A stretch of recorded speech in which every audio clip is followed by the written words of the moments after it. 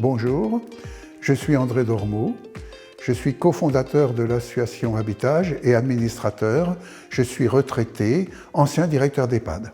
Le public cible pour l'association Habitage, ce sont les personnes âgées de plus de 60 ans et qui seraient à la recherche d'un logement puisqu'ils ont eu soit un accident de vie, soit ils ont besoin de changer de domicile parce que celui-ci n'est plus adapté. Donc la maison Habitage à Fontaine-Guérin a été ouverte l'été 2017.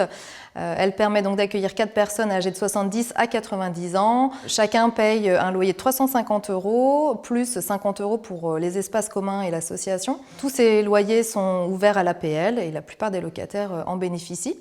Et puis après, ils ont des charges individuelles comme tout domicile, comme l'électricité et l'eau notamment. La différence entre Habitage et un établissement comme une maison de retraite, par exemple, se situe, les gens sont libres. Ils paient un loyer, ce sont des locataires, ce ne sont pas des résidents.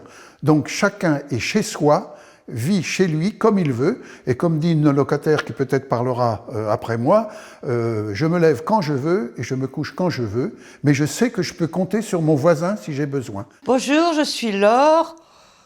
J'ai 71 ans, je suis une ancienne commerçante à la retraite.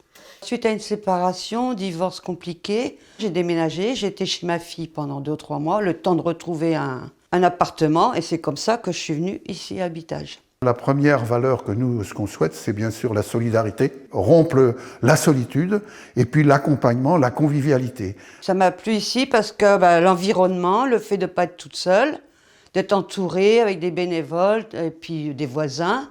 Pour les enfants, c'est une sécurité aussi, le fait de ne pas être seule.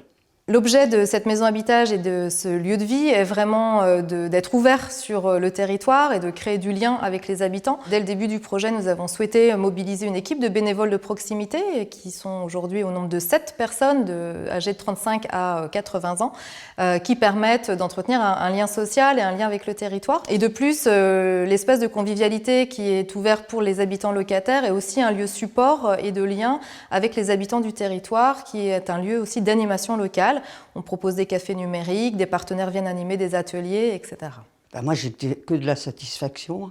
Tout est bien. On fait des repas, des Beaujolais nouveaux, des activités cartes, soirées crêpes.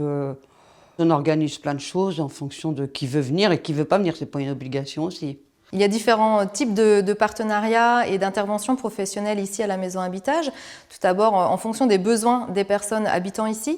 C'est le cas pour une personne qui bénéficie du soin infirmier à domicile, mais également des aides de l'ADMR. Et pour d'autres, ce sont des liens de partenariat avec vraiment l'animation d'ateliers, par exemple, dans la salle de convivialité, où on travaille avec des acteurs locaux, des centres sociaux, des CCAS, des associations d'aide à domicile qui souhaitent proposer sur ce lieu d'autres types d'activités ouverts à tous. Je ne suis pas seule, on est bien entouré.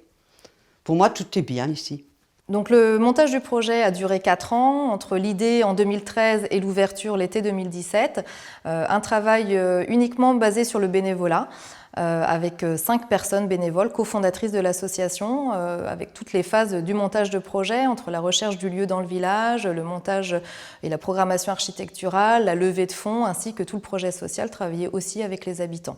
Le plus difficile dans le montage de projet est déjà de prouver l'intérêt et la légitimité d'un projet novateur, parce qu'à l'époque, en 2013, on ne parlait pas encore d'habitat inclusif, donc c'était aussi de prouver l'intérêt de ce type de nouveau projet. Ensuite, c'est quand même la levée de fonds et l'articulation d'un modèle économique et d'un plan d'investissement articulé entre des fonds publics, des fonds privés, etc. Et puis, nous sommes également maîtrise d'ouvrage, donc le lien aux équipes de maîtrise d'œuvre n'est pas toujours très simple, mais c'est aussi très source d'apprentissage.